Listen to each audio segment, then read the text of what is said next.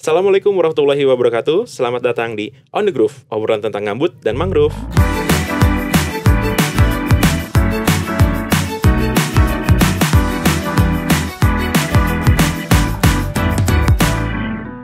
On The Groove merupakan podcast Badan Restorasi Gambut dan Mangrove yang membahas mengenai gambut dan mangrove serta isu-isu terkini yang berkembang di masyarakat.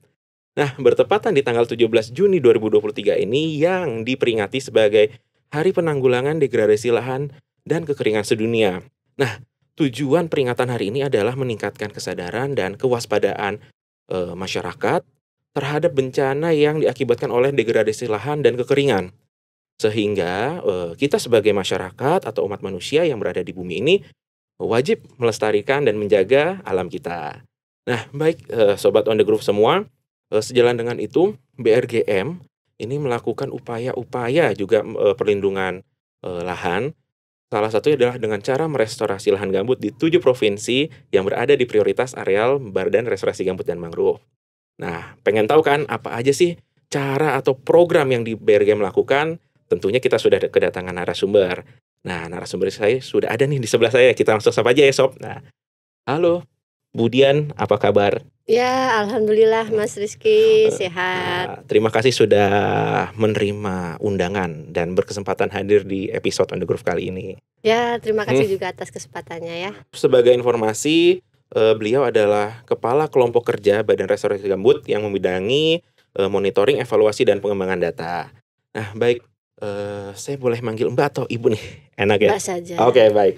Baik Mbak Dian, mungkin selama beberapa waktu ke depan kita akan membahas tadi tema yang saya sebutkan di awal gitu ya. Nah, mungkin ada kita ketahui bersama juga, lahan gambut ini bisa dikatakan sebagai lahan yang memiliki banyak manfaat. Salah satunya adalah sebagai tata kelola air yang baik. Karena informasi yang saya dapat, lahan gambut ini dapat menyimpan air 13 kali dari bobot aslinya. Nah, tentunya lahan gambut ini jika terjadi kekeringan, ini akan menimbulkan potensi bencana. Salah satu bencananya adalah kebakaran hutan dan lahan. Nah, kira-kira faktor apa aja sih, Mbak, yang bisa membuat ekosistem lahan gambut ini yang semestinya terjaga kebasahannya itu menjadi kering? Ya, baik Mas Rizky, terkait dengan gambut ya. Yang kita pahami bersama kan gambut ini dia material organik ya. Betul. Iya, yang terakumulasi dari sisa-sisa tumbuhan tadi, terdekomposisi tidak sempurna. Nah, jadi kan di sini kata kuncinya di sini tuh adalah air ya. Air. Ya, dari dia menyimpan air yang sampai 13 kali Dari bobot keringnya. aslinya. Dia seperti dianalogkan seperti spons gitu Iya, betul. material organik dan banyak kandungan air, intinya bisa ini ya. Bisa mengembang ketika Ya, nah di sini yang menyebabkan dia akhirnya terus bisa mengalami kekeringan itu otomatis begini Mas Rizky. Jadi ketika gambut itu yang semula dia kondisinya alami gitu ya, kemudian terjadi pembukaan atau gambut itu terbuka karena banyak hal ya, misalnya penebangan ilegal seperti itu, atau pemanfaatan lahan konvensi lahan ke pertanian, perkebunan seperti itu kan, pemukiman. Ini kan menyebabkan gambut menjadi terbuka. Ketika dia terbuka, kemudian dia terpapar oleh sinar matahari, menyebabkan adanya evapotranspirasi ya, dan pengeringan di gambutnya itu sendiri. Penguapan ya, bahasa sederhana gitu ya. Ya, kemudian ketika sudah terjadi pengeringan, ini kan otomatis kita tahu ya ada 3 sumber untuk terjadinya kebakaran itu apa saja, masih ingat nggak Mas Rizky? Ya, pertama ada sumber bahan bakar ya. Ya, kemudian? Terus, saya seperti diuji sama dosen saya ini. Iya, jadi betul. Tadi bahan bakar. Bahan bakar kita sudah punya material organik tadi ya, dari sisa-sisa tumbuhan. Kemudian oksigen seperti itu, dan sumber panas dari matahari tadi. Nah, jadi otomatis kalau memang sudah ada 3 bahan ini semua terpenuhi di gambut, dia begitu terbuka kekeringan, otomatis potensinya tinggi sekali untuk terjadi kebakaran.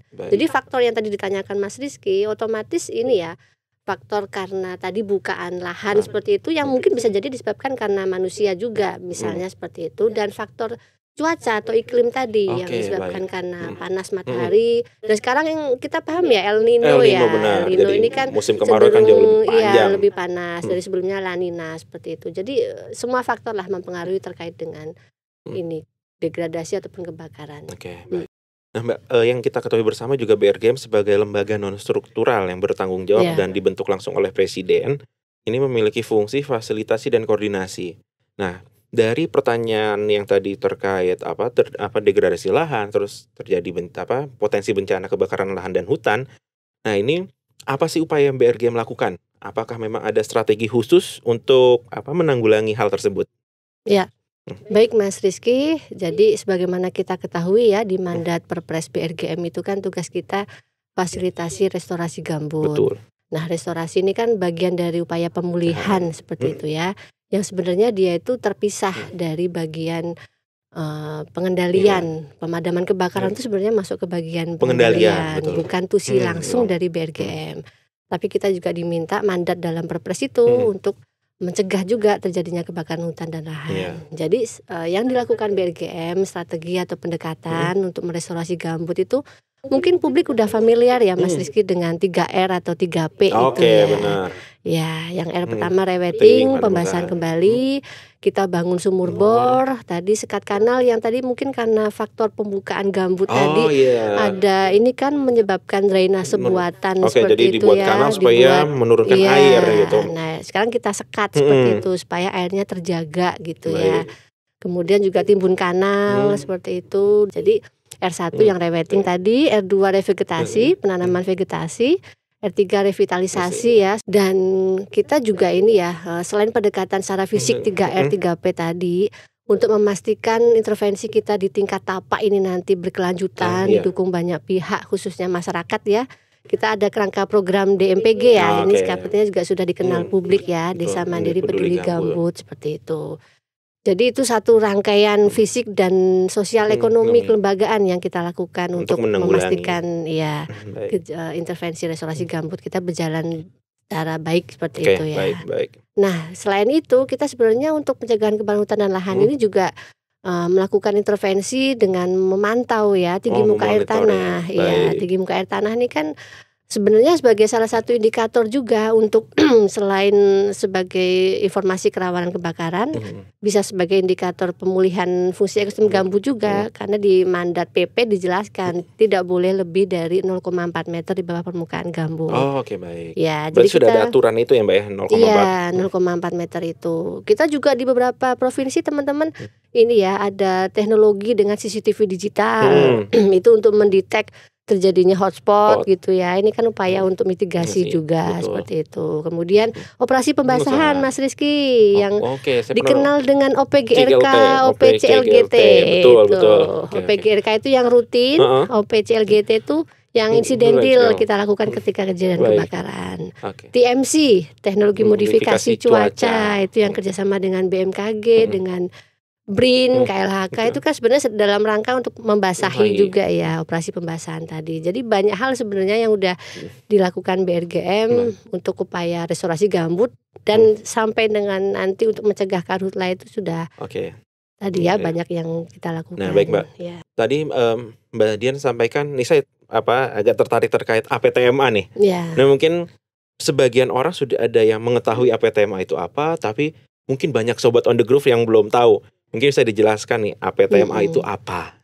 Ya, jadi alat pemantau tinggi muka air tanah, itu singkatan dari APTMA. Ya, kan tadi sudah kami sampaikan ya di dalam salah satu mandat di PP Perlindungan Pengelolaan Ekosistem Gambut itu indikator keberhasilannya salah satunya tinggi muka air tanah kurang dari 0,4 meter di bawah permukaan gambut. Jadi memang kita sangat penting sekali untuk memantau tinggi muka air tanah ini gitu ya. Selain sebagai indikator keberhasilan, bisa juga sebagai early warning system tadi kebakaran hutan dan lahan di gambut. Mitigasi bencana. Iya betul. Nah APTMA ini sebenarnya bisa dibuat dengan APTMA yang sifatnya manual, ada yang otomatis seperti itu. Nah BRGM sampai dengan saat ini sudah membangun yang namanya APTMA otomatis seperti itu. Jadi dia nanti ini ya bisa real time datanya itu ini bisa diketahui oleh publik. Nah, berarti cara kerjanya itu seperti apa Mbak ini APTMA ini? Ya.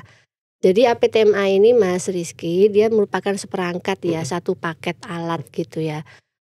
Di sini tuh ada 3 komponen utama. Baik. Sensornya ini yang penting nih. Yang pertama sensor tinggi muka air tanahnya pasti Oke, ya. untuk membaca tinggi muka air tadi ya. Untuk membaca tinggi muka air tanah. Kemudian sensor yang kedua itu sensor curah hujan. Oke. Ya, yang ketiga sensor kelembaban tanah. Nah, 3 sensor utama ini nanti dia akan mengirimkan datanya itu ke data logger namanya. Nanti dari data logger ini dikumpulkan, diolah, direkam, kemudian dikirimkan datanya ke server BRGM. Nah, BRGM di sini teman-teman mungkin sudah banyak mengakses juga, namanya Sipalaga, Mas Rizky. Sipalaga ini sistem pemantauan air lahan gambut. Bisa diakses ya di sipalaga.brg.go.id. Nanti di situ tiap 1 jam secara real time publik itu bisa tahu berapa sih tinggi muka air tanah saat ini gitu, curah hujan dan tinggi kelembaban tanahnya tadi. Jadi bisa tahu langsung ada color code ya, warnanya merah, kuning, hijau, mana yang rawan gini. Ya, berarti Sipalaga ini adalah salah satu support sistemnya APTMA sebagai early warning gitu ya, Mbak. Iya, betul. Nah, jadi memang APTMA ini mengirimkan data ke Sipalaga. Sipalaga bisa tiap 1 jam kita mengupdate kondisi KHG ya, kesatuan hidrologis gambut kita, mana yang kondisinya rawan dan aman seperti itu. Nah, berarti sudah berapa alat nih yang disebar oleh BRGM APTMA-nya gitu. Ya, nah ini APTMA yang otomatis ya, yang kita bahas di sini ya, otomatis yang dibangun sejak 2017 sampai 2019. Kita alhamdulillah sudah ada 153 unit. 153, cukup banyak berarti tersebar di 7 provinsi restorasi gambut ya. Targetnya berarti kalau dibagi rata-rata kurang lebih 20-an ya setiap provinsi. Tapi memang yang mayoritas yang banyak itu di Riau dan Kalteng ya, karena memang luasan targetnya kan terbesar di 2 provinsi itu ya. Di Riau sampai 52, di Kalteng 41. Iya. Yang lain ya sekitar 11, 20. Papua 2 unit gitu. Ya, tapi memang ini masih jumlah yang sangat sedikit ya. Pastinya harus masih kurang karena memang dari analisa awal itu jumlahnya dibutuhkan cukup banyak sebenarnya. Berarti kan ada skala prioritas. Nah, kira-kira prioritas apa sih yang saya naruh APTMA di tingkat tapak di sini kayak gitu. Nah, itu melakukan pemilihan tempat serta prioritasnya itu seperti apa, Mbak? Ya, jadi ceritanya begini Mas Rizky. Dulu itu kan ada ini ya, Peraturan Menteri LHK P15 2017 tentang tata cara pengukuran muka air tanah di titik penaatan. Di titik penaatan itu sebenarnya lebih ke pendekatan untuk yang wilayah konsesi ya. Sementara kan area kerja BRGM kan di area non konsesi. Tapi tetaplah ya kita jadikan referensi untuk kita menentukan lokasi prioritas pemasangan APTMA kita. Kita buatlah parameter-parameter mulai dari indikatif restorasi, kemudian peta jaringan kanal, sungai, tutupan lahan, topografi. Kita buat ini ya variabel-variabelnya. Kemudian dianalisis namanya AHP Mas Rizky. AHP itu apa nih? Analytical Hierarchy Process ya gitu. Intinya nanti ada pembobotan, ada scoring dari semua parameter variabel itu. Kemudian setelah dilakukan analisis itu ada lagi tahapan lanjutannya. Dulu itu dengan natural bricks. Jadi kita menentukan mana yang prioritasnya sangat tinggi, kemudian sampai ke sangat rendah. Nah, jadi yang prioritas yang kita bangun kan yang mulai dari sangat tinggi ya tentunya ya. Setelah dapat dari analisis desk tadi itu digroncek di lapangan, dilihatlah parameter operasionalnya di lapangan, aksesnya gitu ya. Kan dia pasti harus kita pastikan keamanan alatnya ini, sinyal untuk ngirim data tadi. Sinyal, betul. Nah, itu. Jadi ada parameter operasional juga yang harus dipertimbangkan. Berarti selain analisis desk tadi tadi melihat kondisi lapangan. Iya. Betul. Jadi memang parameter ilmiah dan operasional lah bahasanya seperti itu. Dan pasti harus ada persetujuan dari pemilik lahan ya untuk dipasang APTMA-nya. Iya, betul. Ya. Terutama yang masuk ke pekarangan rumah mungkin ya, Mbak. Baik. Nah, Mbak, ada ini enggak sih maksudnya efektivitas, maksudnya karena ini kan bentuk alatnya mekanikal seperti itu ya. Berarti kan ketika kita ngomongin masalah mekanikal ada umur pakai. Ada efektivitas waktu yang alat itu bisa digunakan seperti itu. Nah, ini untuk APTMA ini berapa waktu yang istilahnya dia bisa pakai gitu. Ini sama atau analog dengan IRG ya, infrastruktur restorasi gambut ya. Setelah dibangun kan kita harus memastikan dia terpelihara, berfungsi dengan baik seperti itu. Nah, kita sebenarnya juga sudah ada ini kebijakan terkait pemeliharaan perbaikan APTMA. Itu ada perkabatnya. Oleh karena itu kita lakukan penunjukan siapa sih yang jadi petugas pemelihara APTMA ini. Dia diutamakan tentunya dari si pemilik lahan ya gitu. Walaupun dia tetap jauh juga rumahnya dari APTMA ini. Nah, si petugas pemelihara yang dari pemilik lahan ini otomatis satu unit APTMA ya dia satu orang, satu petugas pemelihara gitu. Dia yang melakukan pemeliharaan secara rutin untuk mengamankan, membersihkan APTMA di sekitar gitu.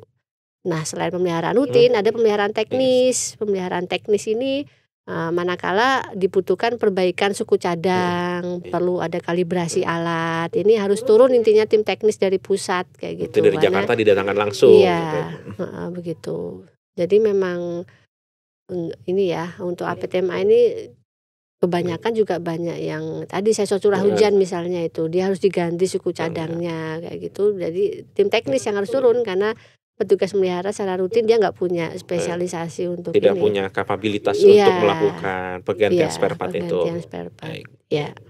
Terkait dengan umur tadi Mas Rizky, kalau dari segi masa garansi ya alatnya ini 3 sensor ini mungkin sekitar 1-2 tahun. Tapi karena kita ada pemeliharaan perbaikan seperti itu sampai sekarang buktinya masih dibangun dari 2017-2019 insya Allah masih berfungsi dengan baik selama dipelihara diperbaiki. Nah Mbak, ada nggak sih lokasi APTMA ini yang direlokasi? Maksudnya direlokasi karena menurut pantauan sistem ini sudah tidak mewakilkan lagi seperti itu. Nah itu ada nggak sih kasus-kasus seperti itu Mbak? Ya, jadi tadi ya kita kan cerita APTMA yang terbangun itu di jilid 1 BRG ya 2017 sampai 2019. Sekarang kan udah 2023 nih. Betul. Namanya perkembangan data spasial itu kan selalu ada ya. Iya, dinamis nih gitu. Iya, peta indikatif restorasi BRG sendiri sampai PIR 3 kan sekarang ya. Jadi sudah bisa dipastikan ada beberapa lokasi di awal yang dulu mungkin belum memperhatikan peta indikatif restorasi tadi misalnya. Sekarang ketika dianalisis baru udah nggak masuk ke area sangat prioritas misalnya gitu. Dan kemarin juga kita sebenarnya Mas Rizky diminta untuk mencoba mereview 153 alat itu tadi. Makanya apakah dia masih tepat merepresentasikan kondisi KHG atau mungkin sudah nggak representasi jadi perlu digeser gitu ya.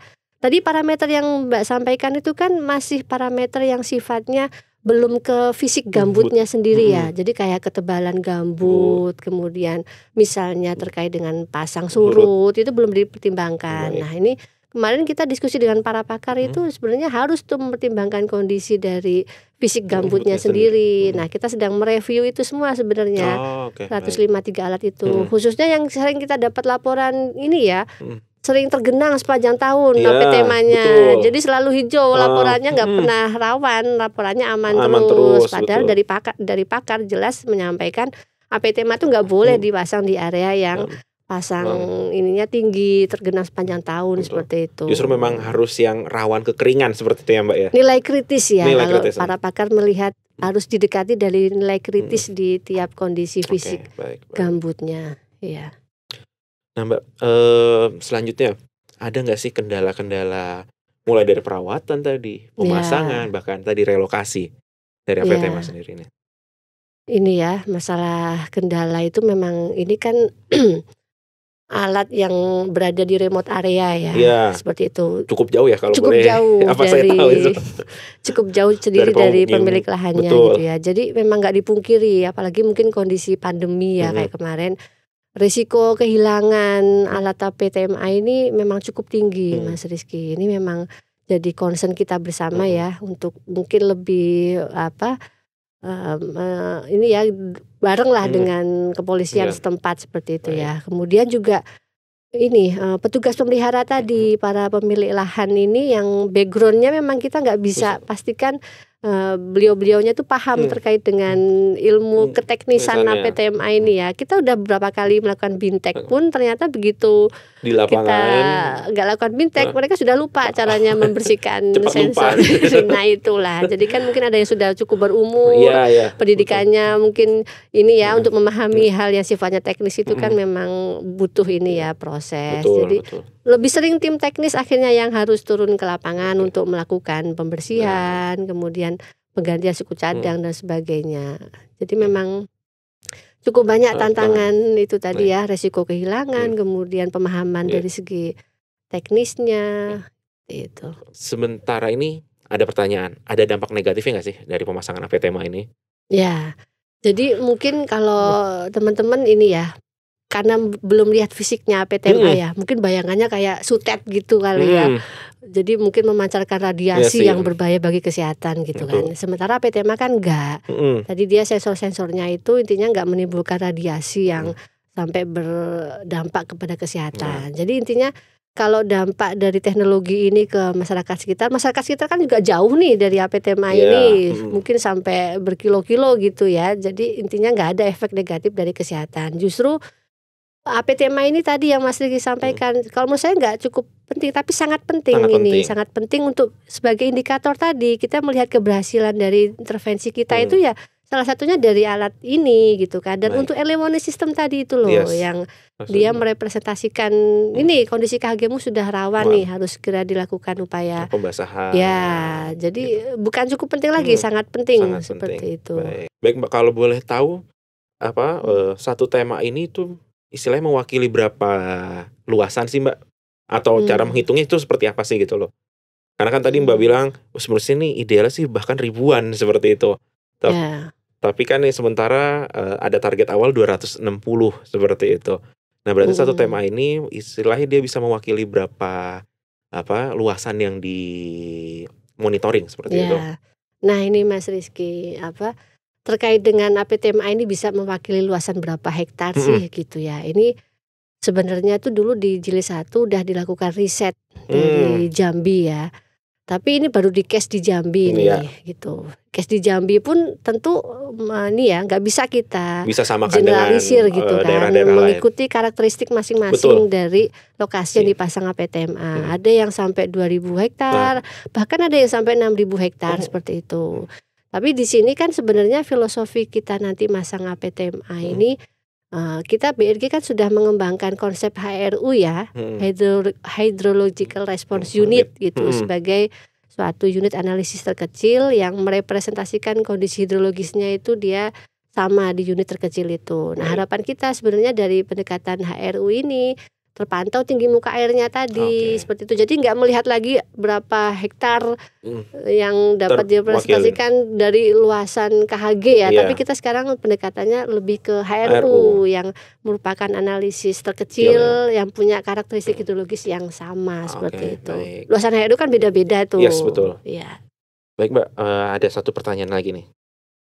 Apakah ada tadi ya Mbak sampaikan sistem monitoring di APTMA tadi memberikan dampak signifikan terkait terjadinya penurunan bencana kebakaran lahan dan hutan? Ya, jadi begini Mas Rizky, ini sejak BRG Jilid 1 kita sudah secara periodik ya 2 mingguan itu dari Kepala Badan menyampaikan informasi kerawanan kebakaran di 7 provinsi kita tiap tadi 2 mingguan 2 minggu.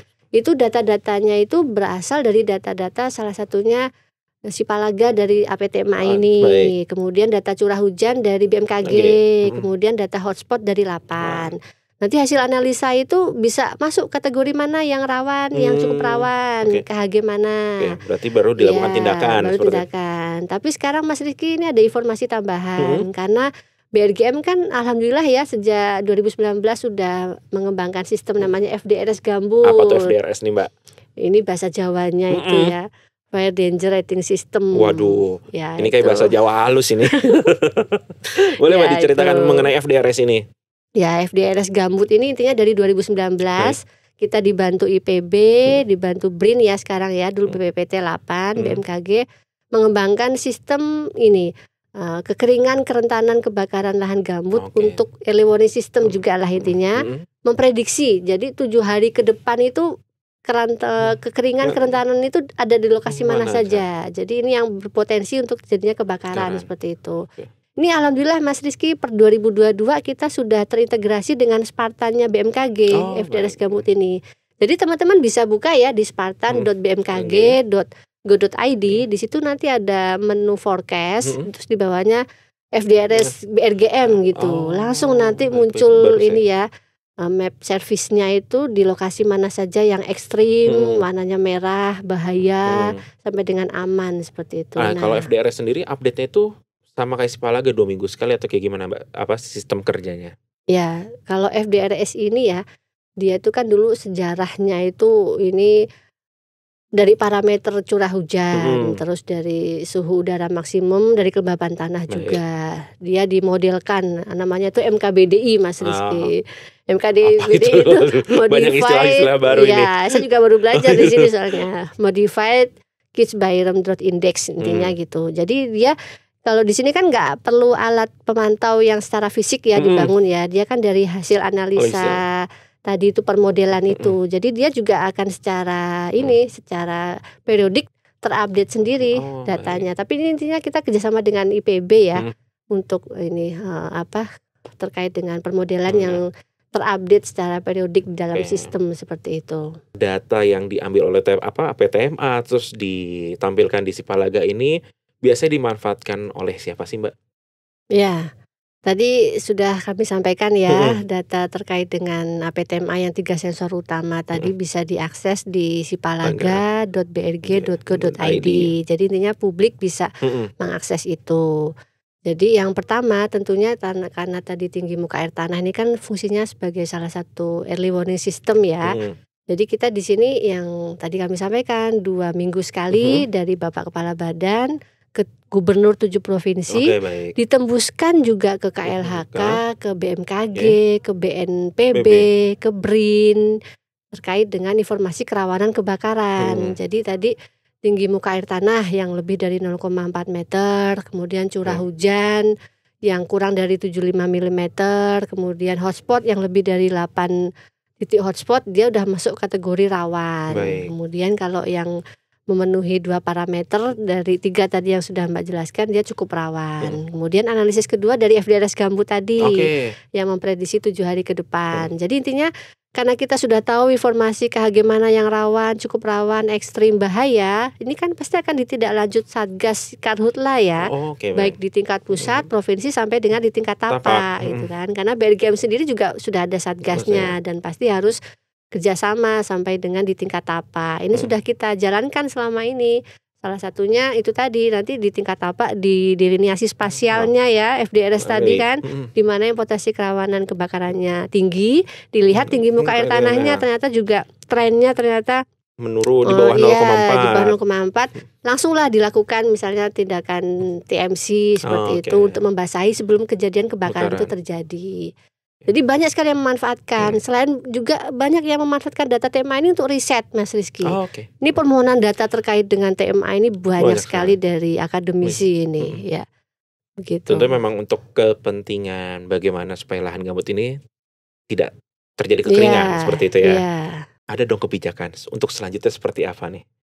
Untuk kelanjutan APTMK apakah memang baik kita tambah seperti itu atau sementara waktu ya sudah deh berarti karena memang sudah mewakili, sudah merepresentasikan di KHG-nya dicukupkan seperti itu. Nah mungkin boleh Mbak jelaskan. Ya, itu tadi ya, kita kan tadi baru membangun 153 PTMA. Sementara dari analisis di awal targetnya itu berapa nih Mbak? Dulu waktu BRG Jilid 1 tuh 260 260. Iya, itu pun sudah dengan mempertimbangkan ketersediaan anggaran ya. Kalau idealnya sampai ribuan sebenarnya yang dibutuhkan. Tapi karena anggaran itu tadi kita dibatasi, jadi harus benar-benar memilih lokasi yang merepresentasikan KHG tadi.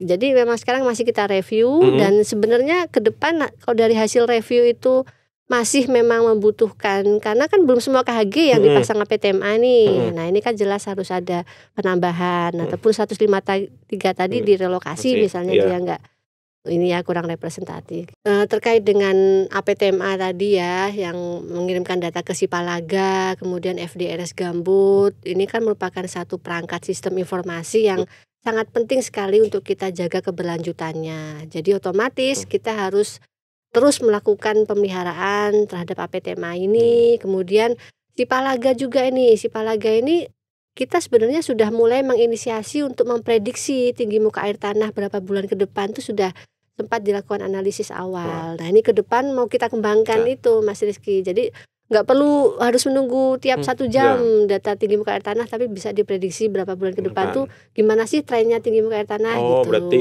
dilakukan pemodelan seperti itu. Ya, jadi intinya ada pengembangan juga lah harapan kita gitu ya. Terus di FDRS gambut ini juga sebenarnya ini juga masih kita terus lakukan uji validasi data di lapangan, karena kemarin mungkin sampelnya masih belum memenuhi ini ya yang seharusnya gitu. Dan permodelan itu kan kemajuan ilmu teknologi kan selalu ada selalu terus berubah dan selalu dinamis untuk kemajuan. Nah, ini intinya diupdate juga permodelan. Jadi harapan kita Sipalaga dan FDRS ini nanti juga semakin ini ya, semakin applicable untuk memberikan informasi yang valid gitu dan ya, akurat. yang akurat ya.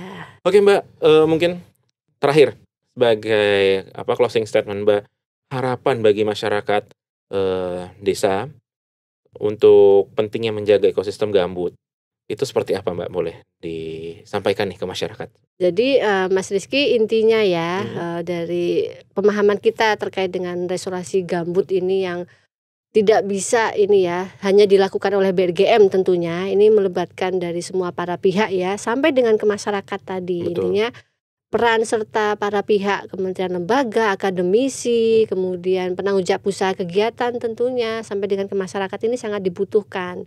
Karena untuk mengelola KHG, Kesatuan Hidrologis Gambut ini memang nggak bisa lagi dengan konsep yang seperti dulu ya, quick respon atau parsial gitu. Kita kan ke depan udah mulai pengen sistematis dan terpadu. Nah, ini sudah mulai kita inisiasi, jadi peran masyarakat khususnya di tingkat TAPA ini sebagai ini ya ujung tombaknya ya untuk bisa membantu memastikan kelestarian gambut itu yang kita harapkan. Mungkin dari segi tadi ya pemanfaatannya lebih bijak seperti itu, dan khususnya kalau terkait dengan APTMA ya ikut mendukung ya terkait dengan keberfungsian alat ini, dijaga keamanannya seperti itu. Mulai dari hal yang kecil yang bisa dilakukan, mulai dari diri sendiri dan sekarang gitu kan, tidak ditunda-tunda lagi. Demi anak cucu kita intinya kan.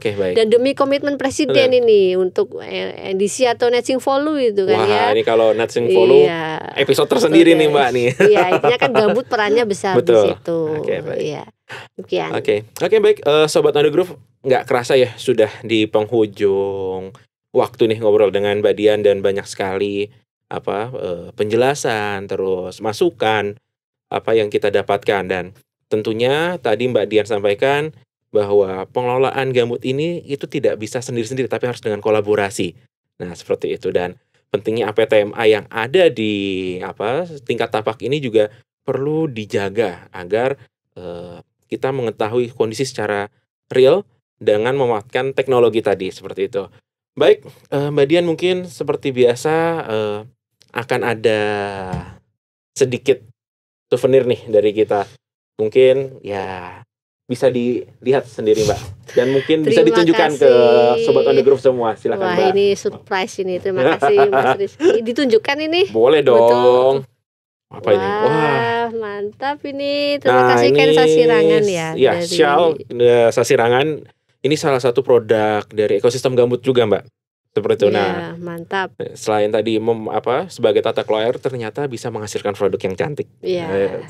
Mantap. Oke, baik Mbak. Terima kasih Mas Rizky. Sama-sama, terima kasih juga sudah hadir di dalam episode ke-12 On The Groove kali ini, dan sudah memberikan wawasan ke sobat-sobat semua nih.